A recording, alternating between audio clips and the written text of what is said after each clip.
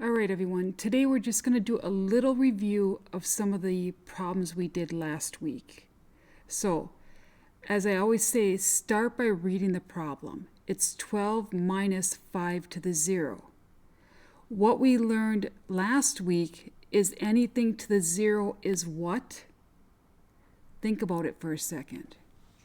I've got 12 minus, and then anything to the 0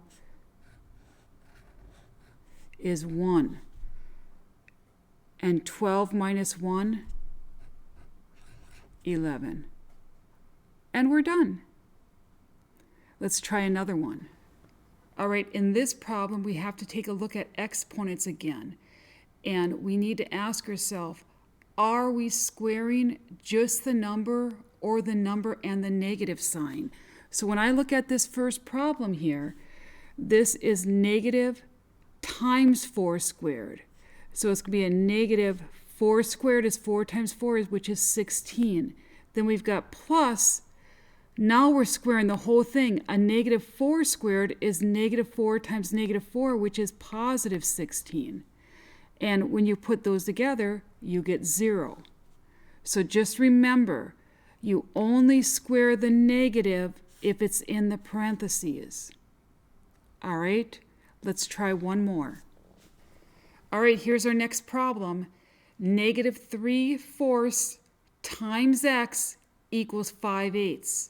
Now remember what we learned. When we have this x on the side here, we can move it to the top. So I got negative 3x over 4 equals 5/8. Now we have a fraction equal to a fraction, which is called a proportion. So we can cross multiply. A negative times a positive is a negative.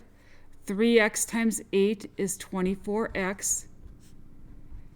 4 times 5 is 20. But I don't want negative 24 times x. I want x equals. They're timesing by negative 24, so we have to divide by negative 24.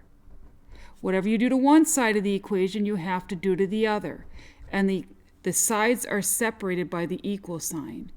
Anything divided by itself is 1. Now here we can reduce. I could take 4 into 20 and 4 into 24.